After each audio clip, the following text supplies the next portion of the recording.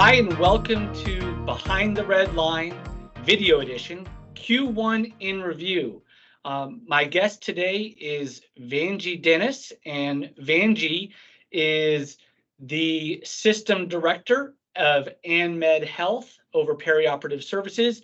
And oh, by the way, she is the immediate past president of the AORN. Welcome, Vangie. Thank you so much for allowing me to be part of this podcast that you're going to get out to a lot of our members, hopefully, as well as other perioperative leaders. Exactly. And we are thrilled to have you, Vangie. I'm going to ask you a few questions about your experience at AORN, your experience as a system executive over perioperative services, and also contextually and on a timely basis about kind of what you're seeing right now, Q1 and 2023, post-COVID, all of the considerations from a timing perspective that we're going through right now at this day and time, this point in history. Let's start here. Vangie, what advice would you give to Liz Pincus or to a leader that is thinking about taking a leadership role within the AORN? Oh my gosh, what makes a leader is not the title, So there's a big difference between being a leader and a boss, as you well know, and as many of our other leaders know that. It is just it's how you relate to the individual. And with the Association of Perioperative Nurses, we're volunteers. So it makes it a little different, but you still got to lead those individuals.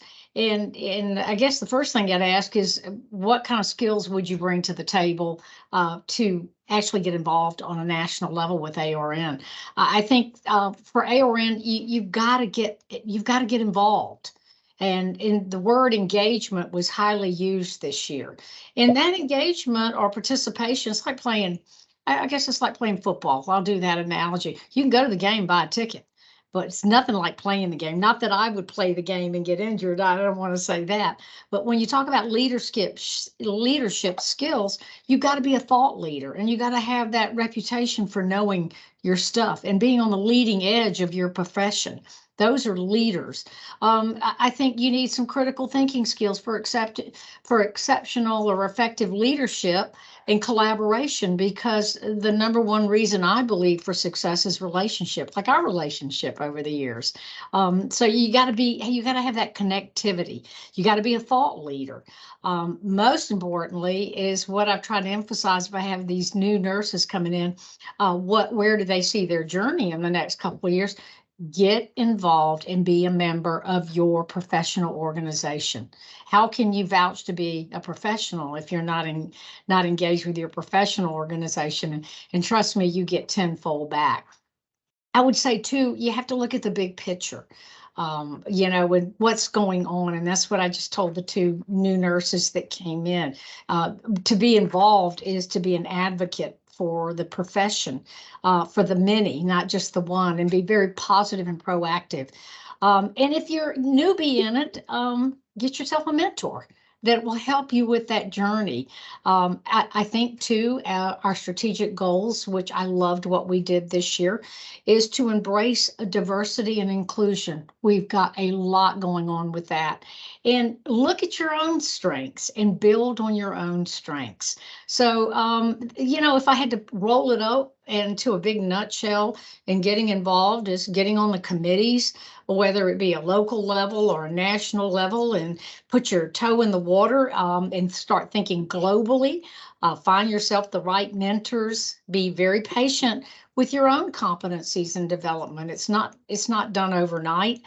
I think you have to be relatable, know your own type of leadership style, whether it be informal or formal leadership. And most importantly, it's lifelong learning. Don't end your professional growth. And I did that myself. I went, maybe I need to go ahead and retire out. And I said, no, I can't do this. I can't be anything more than what I am now, and absolutely love it. So that would be my recommendations. That's great. Okay, so I want to ask a follow-up to that. Now, you the theme of AORN conference this year was no limits. You talked about engagement, and then you talked about leadership at the local level. Is leadership virtual, or has leadership returned to in person and actual getting on planes and being a post-COVID? Have we returned to normal?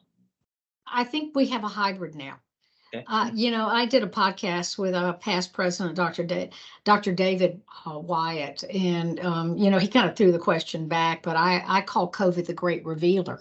And what it did is it revealed to that of the dynamics that normally we wouldn't have tested if the pandemic didn't hit us. So there was some positive situations that came out of COVID. Well, to answer your question, I think we are hybrid. The expo this year was a hybrid, and you could click on and you could either watch it live time, or you could access it later. As past chair of the Georgia Council of Perioperative Nurses, we did combination of hybrid and live, because you have some people pretty sensitive to it, even though we're past that with the vaccinations and all.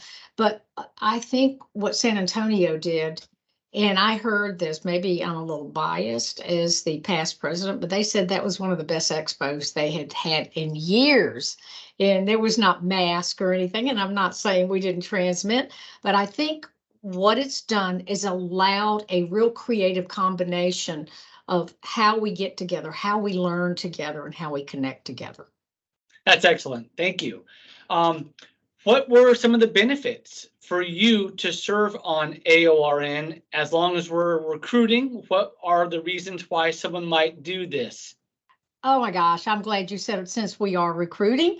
Willingness to serve is open, and nominations for the ballot will be coming up soon, which I'll be part of those deliberations. But the term 2022-23 was an absolutely amazing year. And, I'm sincerely honored to have been able to serve. And even though serving, a organization as big as AORN, you've got over 200,000 perioperative nurses, and we hit our goal, way exceeded our goal of 45,000 members this year, which tells you a little bit. It feeds you back too. And it was almost bittersweet to say, I don't have to have a phone call almost every single night, and and all this kind of stuff. But the flip side of it, it's almost you're touching 45,000 lives, not just maybe the three, and don't tell my staff I said that, the 350 here that I hope that I'm making a difference in their life. So when you think you're giving and giving and giving, you definitely get tenfold back. The collaboration with ASPAN, the collaboration with the American College of Surgeons, all that was huge. So I had a learning experience too as I was transitioning out of my presidency. In fact, I took the test. I know you've heard the Gallup study, which I'd highly recommend our nurses to take. It's called Strength Finders. I know you've heard it. So I took Strength Finders 7 years ago, which says I was a top strength was a woo, the connectivity and getting people to get engaged with you. And it changed to strategic. Why? And it had to do with my role, I believe, in AORN, because I had to be real strategic in where we were going with the impact of COVID. So the payback was 10 times more than what I gave. That's terrific. So it sounds like it actually helped improve your professional advancement as well. So that's terrific. We're hearing that every perioperative leader's number one pain point is staffing. What are some ways that leaders can make perioperative nursing more appealing, more welcoming to new nurse graduates? Oh, I think that's a great question. One thing AORN did, which is on that, but we're talking about leaders being able to do that at a local level, but you can still do that at a local level, is we're getting involved with the School of Nursing. We made the shortage, we knew it's been about. COVID just brought it to the surface. It became the great revealer, as I said earlier. So get involved with your schools of nursing. Like I'm going to try to connect with Clemson, University of Anderson, so we can work with the cohorts in getting that first perioperative elective course established. AORN nationally during my presidency worked with headquarters in Linda Grow, the CEO, to get Chamberlain University on board, which is the largest nursing school in the United States. It was originally Deaconess. So, that on the short term, but I think I think the IOM report talks about charges that we should do as nursing, and that's reconceptualizing the role within the context of the workforce. And understand that right now it's difficult and very expensive, and there's social issues and all kinds of things that have been obstacles. I think to help, if you got some masters and DNPs and PhDs out there, expanding our nursing faculty by increasing the capacity of the schools. I think we have to get into innovative solutions for care delivery and healthcare education. And that's what I said. I had 2 ADN nurses, and I'm magnet, and which require BSN. I'm going, okay, guys, going back to school. We got to go back to school, and everything. And then just right now, everyone from the charge nurse to my managers have a minimum of a master's degree. And everybody goes to school, and we're celebrating. Got a cake out there and balloons and everything in the lounge celebrating one of my nurses obtaining their master's. I think we got to attract and retain well-prepared nurses in multiple care settings. And of course, again, I'm biased to perioperative nursing. And it is the #1 shortage, whether we want to think so or not. And I think we've got to change the culture of nursing, not say, oh, it's so hard. This is a bad time to get into it. So sometimes we're our own worst enemies as we get into that. And I think whether it's new grads or travelers coming in, I have to make the travelers part of my family. I'm serious. They are our family, and I like our travelers, and I try to get them to stay and re-up if I get a characteristic or a culture that's worked very well with my own institution. That's terrific. Great insight. Travelers is a great insight. You talk about education, magnet nurses. They don't have their, is there some feeling that magnet maybe needs to take a backseat to a higher level goal, which is to replace the ones that have left and to fix the shortage? I think so. It's not that you want to undermine or I guess the quality of a magnet facility, because it's a nursing driven type of organization when you incorporate magnet.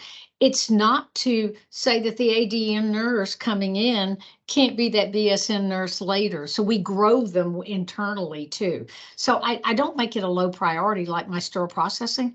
It's required they all be certified. But I don't not hire because they're not certified or they're not BSN nurses. So we really try to put an emphasis on that to engage in lifelong learning, and that we're going to invest in it, in you guys, and that you're a profession. Remember, I said you got to join your professional organization, and I said that to them. You are a professional. Very good. Thank you. Hospital balance sheets are incredibly challenged right now. What are some ways that surgical services can help that not all of them are doing yet? I was just asked to do a lecture, and I can't quote the it's not it's an organization on efficiency, and I think we can be good stewards. And a lot of people go, oh, we're nurses. We should be counting widgets and doing this. But yes, you should. To be good stewards, especially in non-for-profit organizations, allow us to reinvest. And if we're efficient, then we can hire that FTE that everybody says, we don't have enough help, the ratio's bad. And, responses like that sometimes get us in trouble. So some of the things we do, I think from a staff level, because I heard a quote that, cost containment begins at the bedside, and they're absolutely correct with that, is we take down the barriers of departments and say we're a team. Whether it's sterile processing that always gets blamed for the wrong instruments, but what are we doing in surgery to compound that down there? Our turnaround times, everybody goes, well, fast, fast, fast. And, we're going to make a mistake there. I didn't say with the exclusion of quality, but let's take a look at that. And if you look at the recommendations from our practices and models and staffing, we've gone up to 3 FTEs per room. Why at 3 versus 2.5? the technology is overwhelming. But back to efficiency, I think first case on time starts. We can be good stewards by getting to work on time and making sure everything is done correctly from our end. We can look at our turnover time.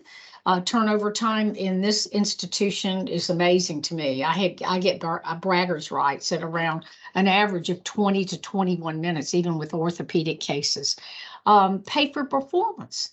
Right now, taking care of our patients for patient satisfaction scores, that can affect reimbursement with contracts and everything else. And we actually are transparent and share this with the staff. We'll post it. My patient satisfaction scores are the highest in the hospital.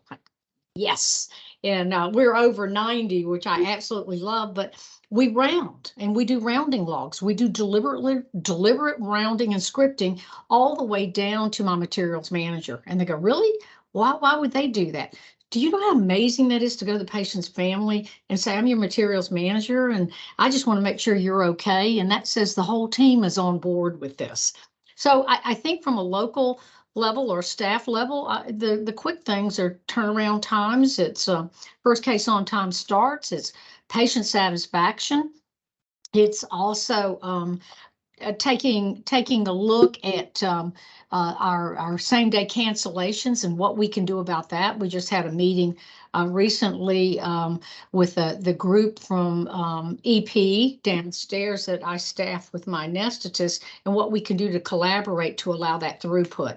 So we think that it's all about a director or a service line director that affects that. And of course, you know, we have dashboards that I share with the staff in every 2 weeks in perioperative leadership meetings. So they know exactly what those metrics, even though they're not held accountable from an administrative level. They know exactly where we're at. I love the rounding all the way down to the materials manager. Yes, we do. That's a terrific insight. What changes do you see COVID having made to surgical services? What are cyclical? What are structural or permanent? I think they have to be a type of permanent, but they should be. Yeah, it's who was it that I talked to? We talked about the BlackBerry, who we thought was a great phone, and I shook when they took the BlackBerry away. And then we got the iPhone, and the iPhone disrupted the whole way we communicate. I think is it permanent? Some things will always be permanent, but I think we have to be disruptive. And that was some of the theme that we talked about at the board meeting the board meetings that I was president at, that no idea is left unturned. So we got creative with staffing. And I think the number one thing you have to do is, I can't compete with travelers and stipends. I know that. But what I can offer them is I do a work-life balance. I make sure the culture is a no tolerance for not having good culture. And even with the travelers, and you have nurses that in tech sometimes that may feel a little resentment because you have a traveler and they go, they make so much money, but we care about them. Look how they're helping you. So there was always that positive twist with that. So I think what COVID has done is to show that we don't have to be in a little cookie cutter box. I do flexible staffing. I got rid of call. I hired a call team. They were very receptive on that to release some of that burden. So I got a call team for the post-anesthesia care units and the operating room there. Everybody's not on 8 hours shifts where the bell rings at 3 o'clock. I have crossover shifts. Some may only want to work 12 hours, 3 12s, or some may want to work 3 10s. So we got real creative with the staffing model there, and even flex some of the times where, again, it wasn't the normal 7 to 3, 3 to 11 shift. And the last two things that we've done, which I'm very excited about, we went into what we call a tier 6 level. And with that, you take that individual, that nurse, and you cross-train them in every area. And we say, you want to get paid more? Well, here's what you've got to do. And that took some of them and kept them from traveling, because I get it. They got loans to pay. They've got children in college, things, all kinds of dynamics that may affect that. So what it is get a little competitive and actually paid them for the skill mix that they brought to the table. And that was very receptive. That's excellent. So it sounds to me like what COVID did is it required our leaders to think about making changes within surgical services, like these call teams, or to demonstrate our appreciation for the workforce, so that they be less transition oriented than they were before. Absolutely. It makes a better nurse. Makes a You better know, nurse. that's Great. right. What is your thought?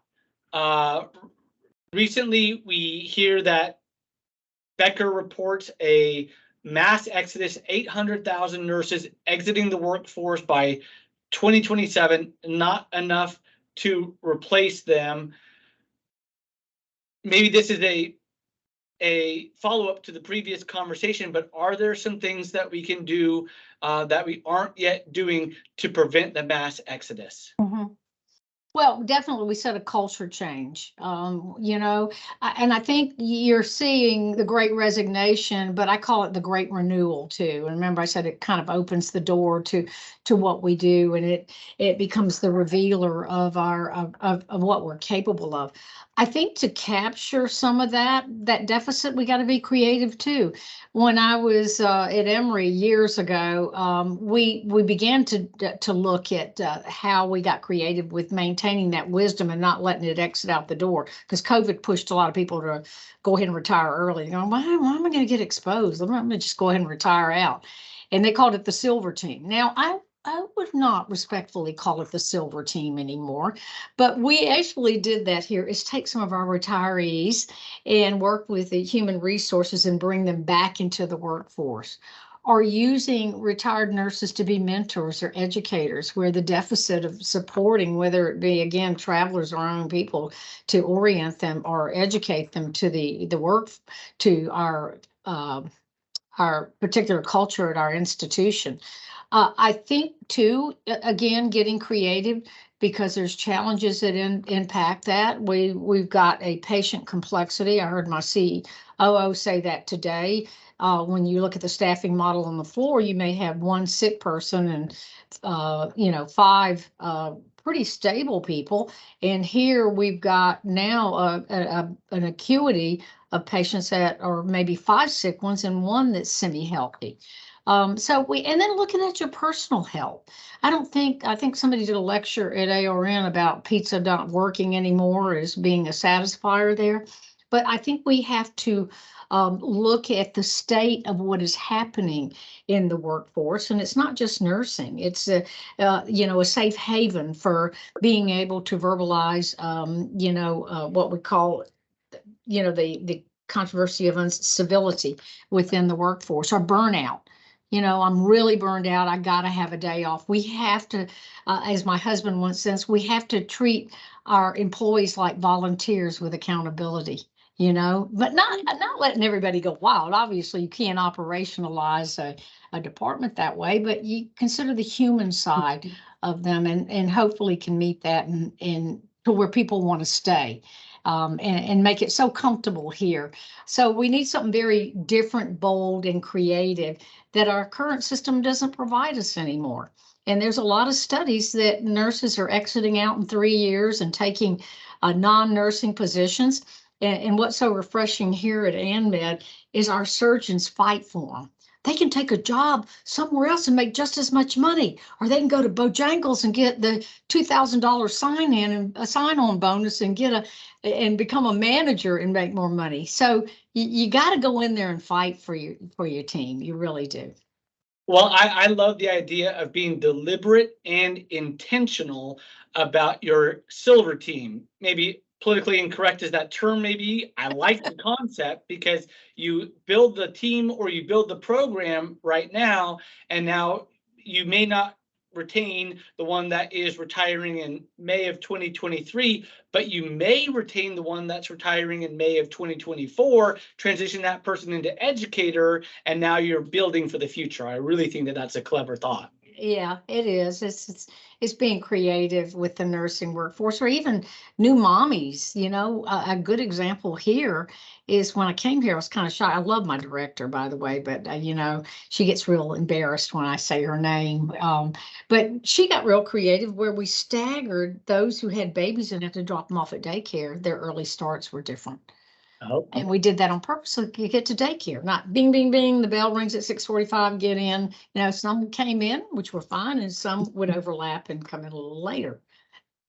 that's terrific. Vangie, thank you for your time. I know that you're getting a lot of people thanking you for your service both at ANMed, but also with AORN. So let me echo that and tell you how much we appreciate what you have provided for the industry and your year of service. Any last comments before we part for the day? It's just to say thank you for everybody and all the support I've gotten this last 2 years as president-elect and president. Again, the connection with different vendors, the connection with my own peers across the country and other nurses. Again, what you think I gave, I got tenfold back. So I just want to say thank you. Thank you. And then on behalf of Whitman Partners and the hospital executives and directors of surgical services that will watch this, congratulations, Vangie. Keep up the great work. Thank you so much.